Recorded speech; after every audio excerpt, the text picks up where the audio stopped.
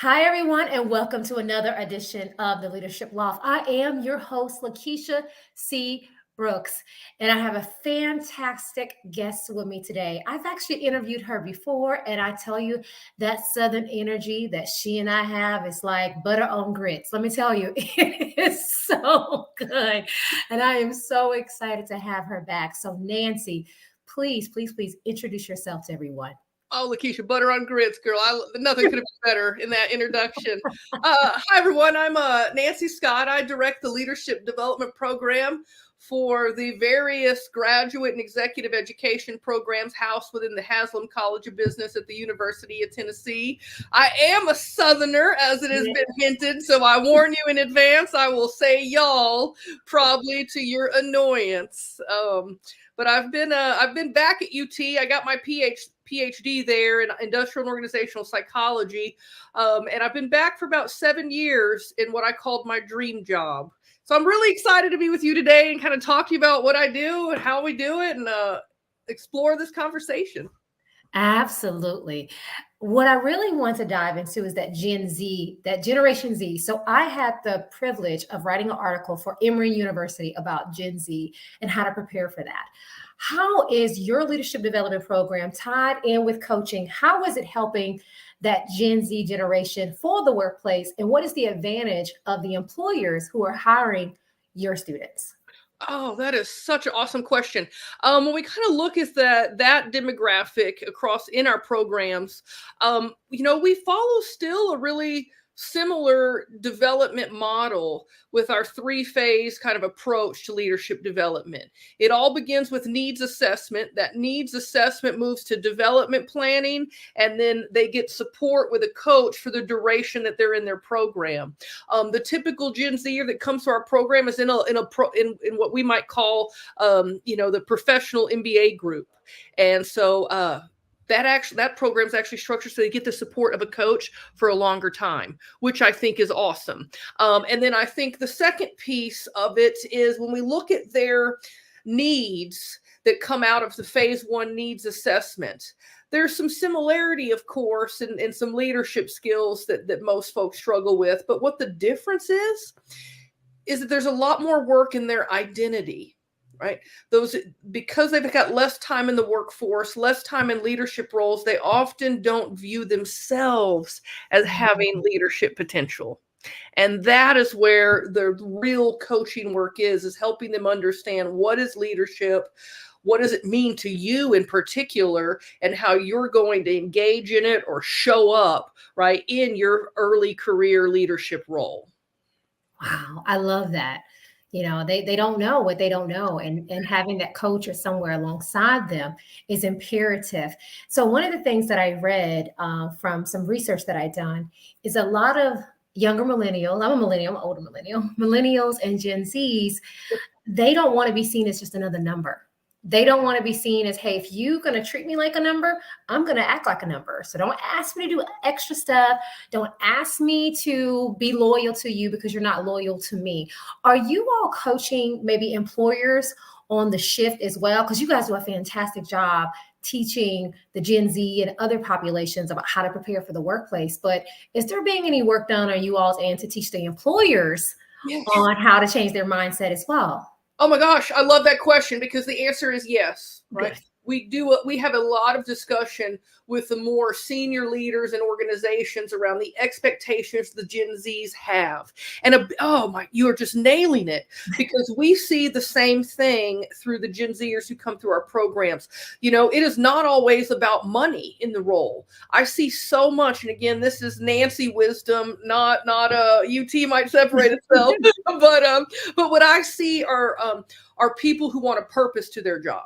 Right. And so I end up having a lot of coaching conversations actually with more senior leaders on how do you build intrinsic motivation. If you know the Gen Zer is looking for purpose, if you know they're looking for autonomy, if you know they're looking for a way to develop skill mastery, and please know I'm a geriatric millennial. I was so kind of offended when someone called me that. But that means I am too. I'm almost 40, so me too. Oh, girl, I crossed that line a couple years ago. I'm actually turning 42 in 6 days now. Oh, happy birthday to me. thank you. But yes, as that very politely called geriatric millennial, I'm looking for the same thing. But what I see in those Gen Zers is they're a little more vocal about it. And what are they willing to do? Exactly what you said. Right. And they will leave those roles and find other ones. I think they're looking for, so we've got to have discussions around work-life balance, right? And setting expectations. And that kind of even goes back to the first questions. Where do Gen Zers struggle? Not just identity, but when we look at the skills, a lot of it is around beginning to communication and communicating their expectations with their leaders. And when they're already in a leadership role, that skill challenge translates into communicating expectations to their people, right? And secondly, giving feedback around unmet expectations. Absolutely. I Oh, think that's tough when you are. And I actually was doing a coaching session with some young ladies they said, hey, this is my first job. And they said, I don't really know how to speak up. I don't know how to say things when I'm not comfortable, say things when I'm not having my goals met by my employer. How do you coach those Gen Zs or younger millennials as well, who may say, Nancy, I hear you, but I don't actually know how to speak up when my needs aren't met. What do I do? Oh, LaKisha, that's you're just on it with awesome questions today. And I had a coaching call last night with now this was and I see the gender differences perhaps a little more in females, but this call was actually with a male in that age group. And that was the coaching need around how do I assert. And so we do a lot of assertiveness coaching, helping people understand what is assertiveness. Right? What is passivity? What is aggressiveness? People often recognize that one. That's for sure. Yeah. But then we kind of get them to think about, once they have that baseline understanding of what is assertive communication, I think a lot of the coaching then moves to role model, right? Role model the actual conversation. Right? I did some coaching a couple weeks ago with the female in that age category, and our role modeling was focused on how she was going to have a conversation with her boss around her boss telling her no on something that was really important to her. And so I just, in the middle of that coaching call, I said, okay, I'm going to play your boss, right? Your logic makes a lot of sense. I'm going to role play your boss and have this conversation with me. And I thought she was going to pass out for a brief moment. But as soon as she got comfortable with the role play, the very next day I got a call from her that said, oh my gosh, I'm so glad we role played that. It gave me the confidence to assert myself with my real boss. And turns out they asked me the questions that you would ask me. Wow. And so to put it together, just through those examples, I think it's helping them understand what assertiveness is, helping them at times coach them around scripting their conversation for assertive in their context, and then role playing it so that they're actually comfortable. And then, of course, Gal, you know this better than anybody, but the backside of that coaching is making sure if they don't follow up with us, follow up with them. How'd that go? Whenever you have that conversation, what'd you look for that conversation? Yeah. I'm going to tell you, I love role playing. And in my world and a consulting world, we used to call it real play because it's mimicking real life scenarios. And I absolutely love it. It is such a great way to simulate a real conversation that you're going to have with someone. And you said it perfectly, following up. So I always tell people when I'm training, doing workshops, feel free to check in with me because I'm going to check in with you. How did it go? And in our next meeting that we have, I'm going to ask you, how was that conversation? So it's important, like you said, to check in, give them that validation that what they did was great. Even if they need some coaching along the way, validation is very important as well when we're with our young professionals. So, absolutely. And some of them, when we look, and it goes for anybody, not just their age group, but we differ in the level that we're internally accountable versus externally accountable. Absolutely. And there's just always going to be some folks who will hold themselves to what we just agreed to, and there's going to be some folks that need us to check in a little more often. Yes, absolutely. Accountability partners are imperative. in the Yeah. work we do. So I want to talk about diversity architecture. So in our framework, one of the areas we focus on is talent composition. And of course, Gen Z, millennials, baby boomer, Gen X, all of that is in talent composition as well. So how do you convey to organizations that may not understand that the work that you're doing with Gen Zs or any other generation is part of their diversity architecture work, who may say, hey, I don't want to do diversity work, but you're trying to recruit different demographics of people. How do you explain that to them so they understand that talent composition and the work that you're doing is tied to diversity work? Oh, that is such an interesting question, because I think by the time people come to us, we don't have to convince them as much That's good. in the value of diversity work. We really don't. A lot of the organizations that work with us, and me in particular, it's around developing a talent pipeline, right? Or leadership pipeline. And so we do have conversations around ensuring, and it's one of my favorite ones as a reminder to all of us, I'm a first gen college student.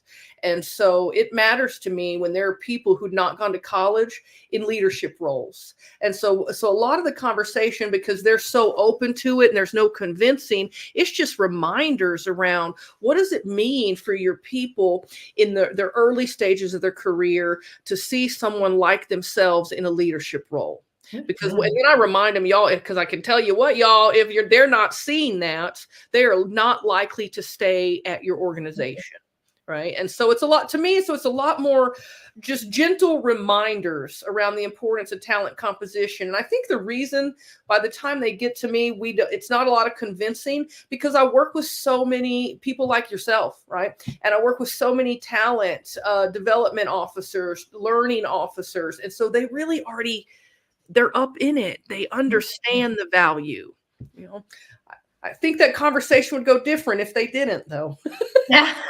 You may say, hey, this may not be the right fit for what we're doing as well. Because sometimes you have to say no to partners and clients and vendors as well. Sometimes you have to say this isn't a fit for us, even though we want your business. And what that actually makes me think about, at times, if the biggest ask might always be, helping them create, and particularly around the age diversity, like a reverse mentorship program. Yes.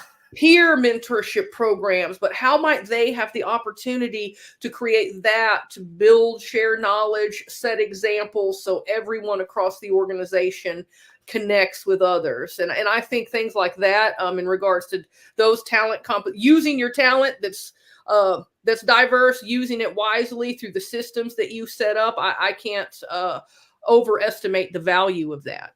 I mean, I think that we've got to be mindful, all leaders.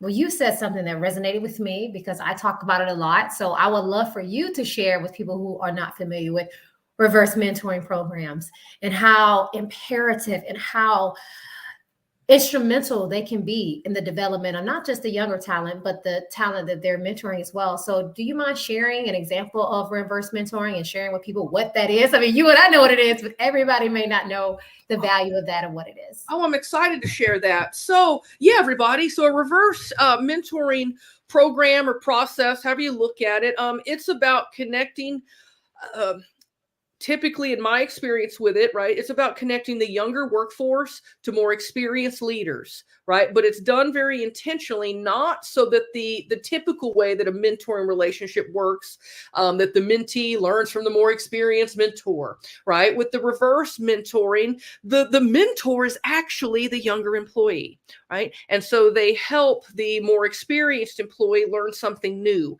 In my world, LaKisha, like the example that comes to mind, and it's probably the most common one that I have seen, is where the younger employee helps the older employee gives them insight into, number one, the motives, values, expectations of the young workforce to help them adapt their leadership style. Right.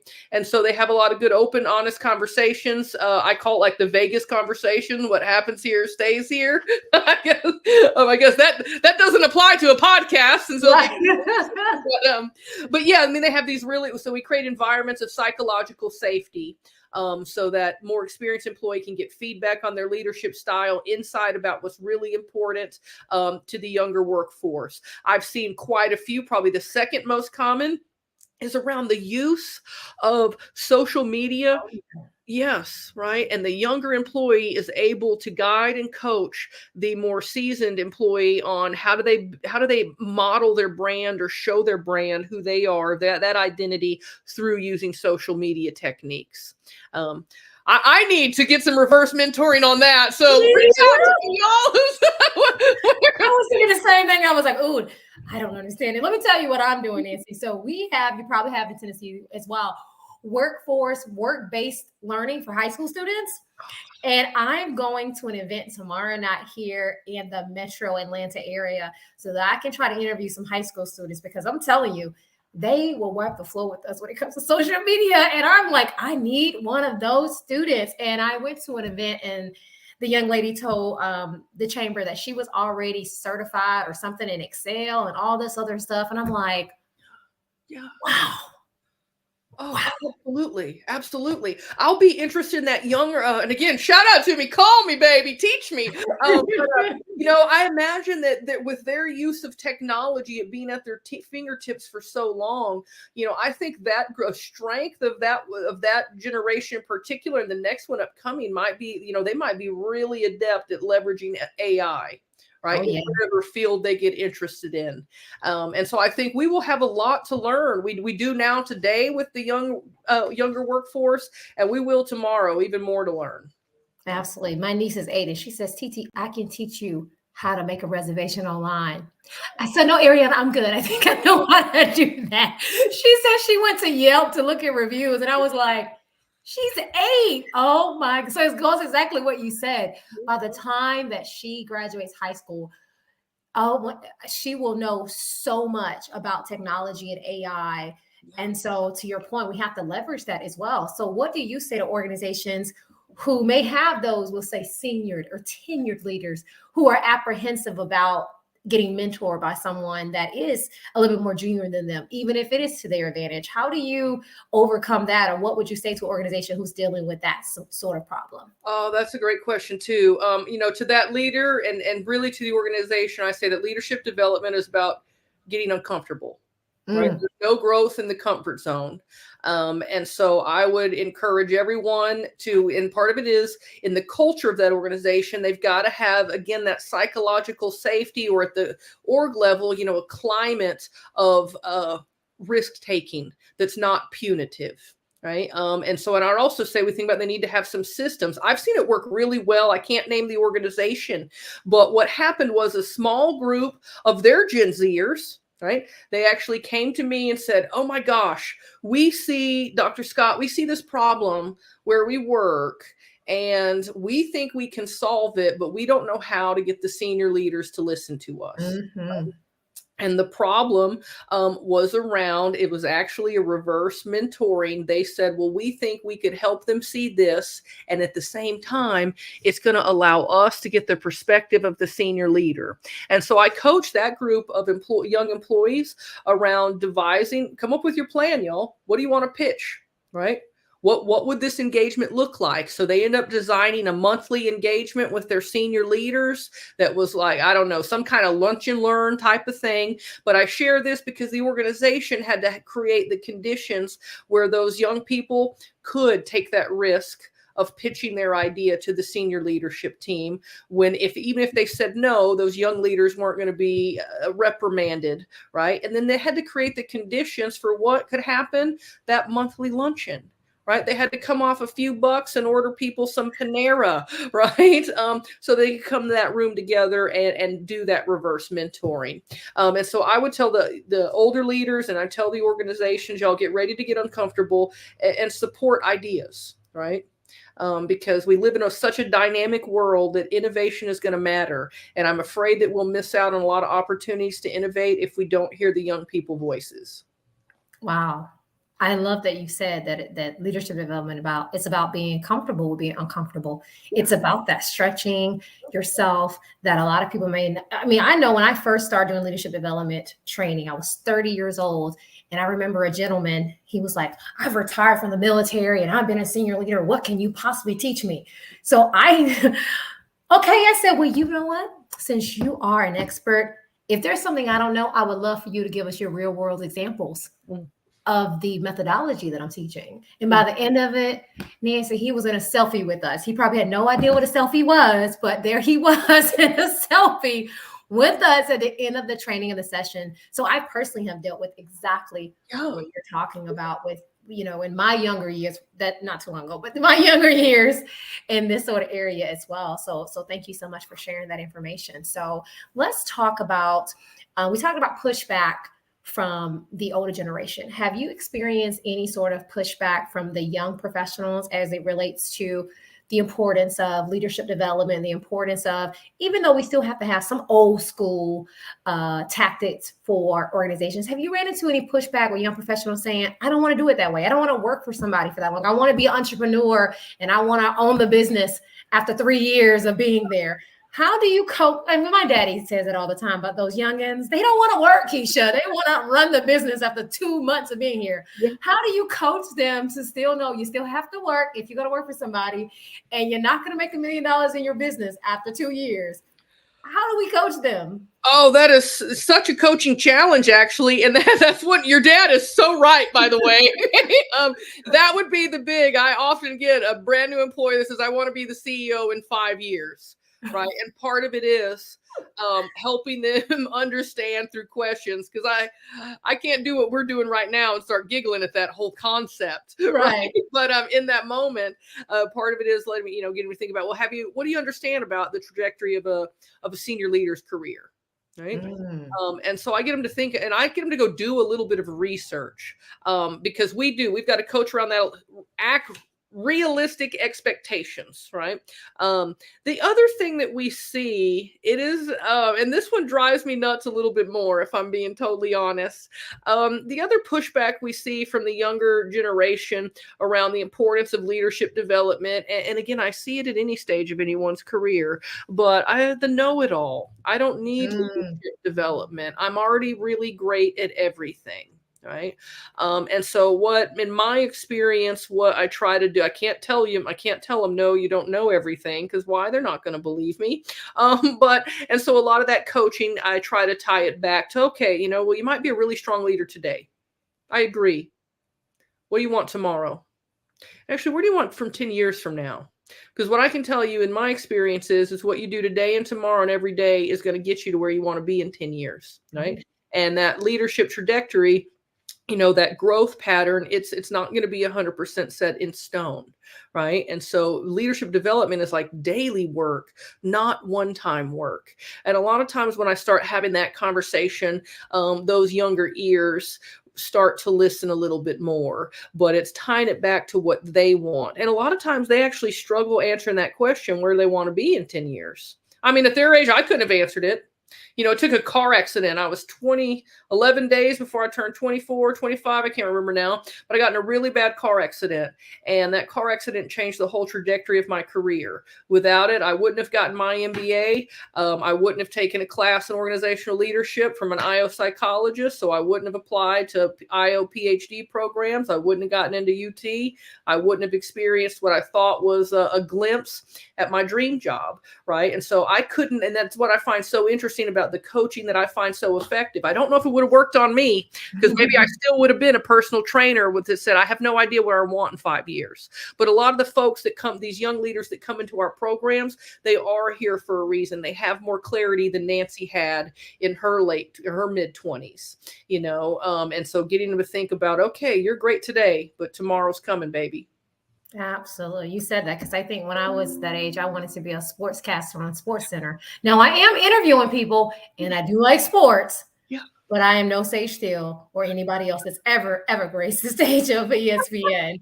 But you're right. You know, what we thought, what we wanted when we were in our 20s, and we may love where we are now in our 40s, but it wasn't what we thought we are going to do years ago. So how much influence do you think that social media and influencers who are, well, look like they're living the life online, how much influence do you think that has on our Gen Zs as far as their outlook on working for someone else, or even the workforce in general? How, I mean, because I'm sure you've seen people now want. I mean, my niece said I want to be a social media influencer, so it's influencing her at 8. But what have you seen in your world? Oh, I've seen the same, particularly in the undergraduate realm. You know, the young people that I work with, they're, you know, in between 18 and 22. When Mm-hmm. I work with them in our leadership skills courses, I hear that a lot. I want to be an influencer, right?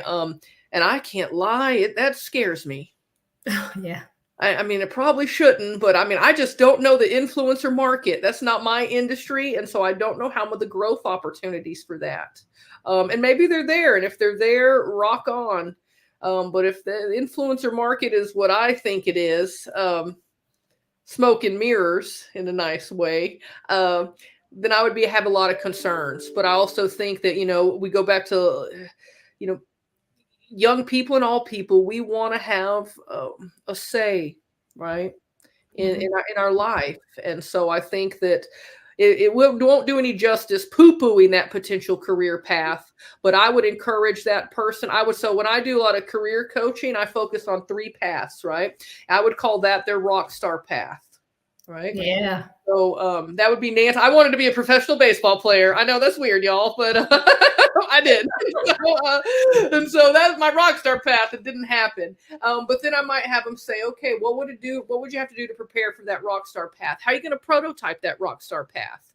Right? Okay, now let's think about what our work together in our leadership skills courses, whatever degree that you were getting, right? Your primary path is the one that's going to utilize that pretty easily. Your KSAs. Then you've got that path in the middle that's a little bit of a jump, you know. And so I get them to think about how their life might play out in 3 different potential ways. I get them to experiment a little bit with both of those, all 3 of those ways, and I hope that helps them provide a little bit of clarity, you know, in the months that they work with me. No, I think that's a great technique. I'm thinking about, you know, my rock star dream was to be an actress. And it's like, okay, if you can't be an actress, okay, I can still be a sportscaster and a broadcaster, because you still get to be in front of people and talk. And so even though I'm doing neither, I'm still able to utilize platforms like this. I've done internal podcasts. I've done this kind of thing. I get to facilitate. So I think that technique that you said is actually genius, because I'm still doing a little bit of what I thought my rock star dream was going to be, but I'm not doing it. So I love that technique that you're doing with those students. Oh, can I just add to what you said, you know, because I think you're even beginning to help everybody who's hearing the 2 of us kind of close the loop. They need to identify the path, and then we'll get them to really start thinking about the skills that they need. Right? Yes. And the skills you have today, the passion that you have, you know, because really, I mean, I tell leaders at all levels, you are not leading robots, at least not yet, most of you. Not yet. And so that means that people have emotions, they have values, they have things that they're driven by, and they want to achieve. They have dreams, right? And so I would never tell a young person to give up on that dream. But I mean, you're listening to 2 people who have some similar, you know, kind of stories. I thought this, but today's job still, right? I get the opportunity to help people, right? Is it in athletics? No, but leadership translates Oh, from what yeah. I learned on that softball field to how the business world actually works.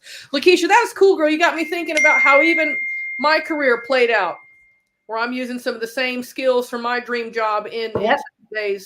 today's real dream job. Yes, because you're coaching, you're leading, same thing that you were doing on the field. I don't know what position you were in. My mama played softball until she was 20 something years old. So you're still doing the same thing. It's just in a different way. So I love it. And I always love your energy and your passion as well. It's so infectious as well. So I have one more question about this wonderful topic of leadership development, because I love leadership development like you. I do diversity work, but my first love in this organizational development is leadership development. So we can talk about this all day. So one more question before we talk about something fun and more on a personal level.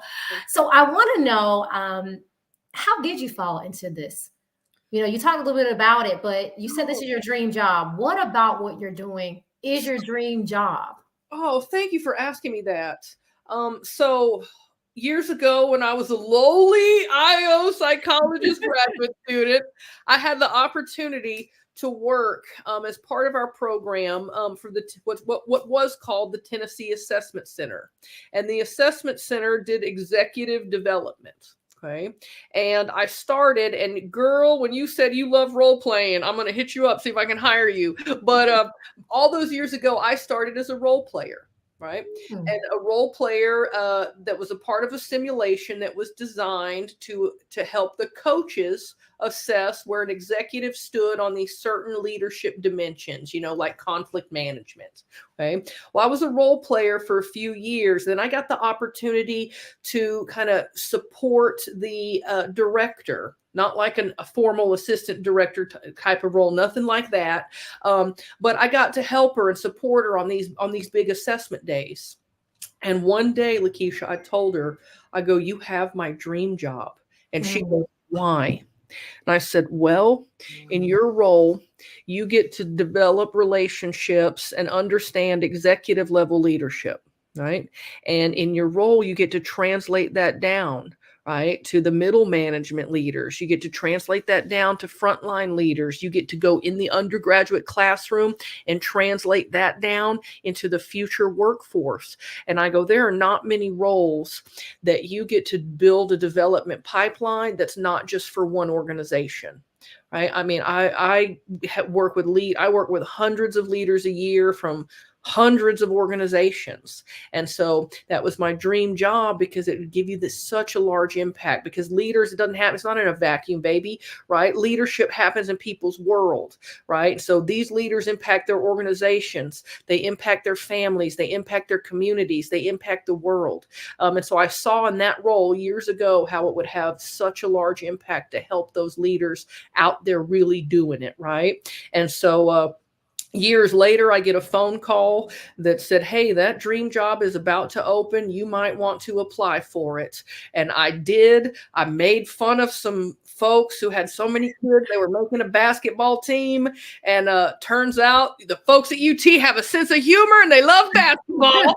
So that joke didn't cost me the job. And so I've been in the role for about 7 years, and this role has not let me down, right? It's been even more. Being in it's been even more than I even saw all those years ago. And you can see the passion that you have for leadership development.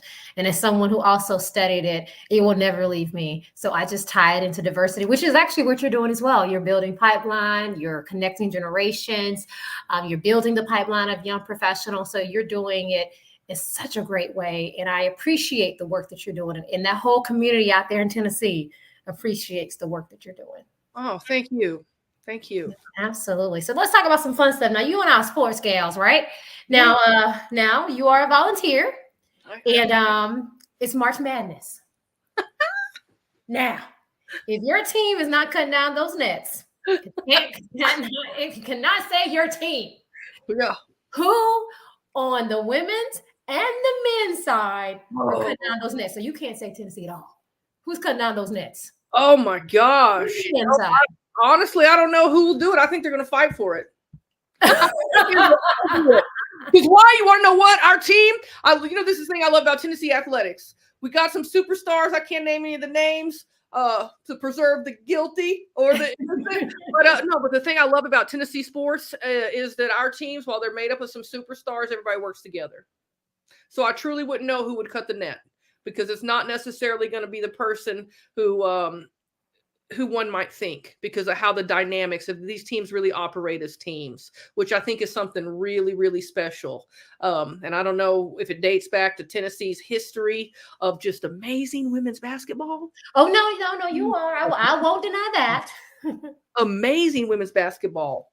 But yeah, if we're talking sports too, I have to say I love tennis. Go Vols, baby. But I am a Texas Ranger fan. Oh, okay. I am Okay. a Texas Ranger fan. I am not a St. Louis Cardinal fan because I was at the World Series, one of the World Series games where they took us out, and Oh man. I haven't been able to let that go. Yeah. Good, good, good, good, good, good. So I'm a Tar Heel fan.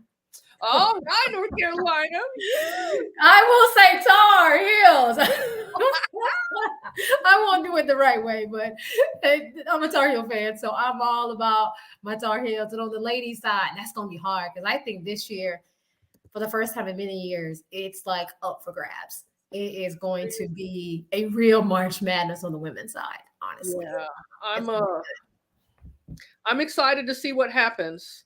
And really, all the sports. It's cool. The other cool part about my role, I've had the opportunity to be in the classroom with a lot of athletes that play pretty much all the sports. And I come into them all, y'all. Hear me, Vols, right? be I come into every single one of you. Hear me, Tar Heels, the life of a college athlete.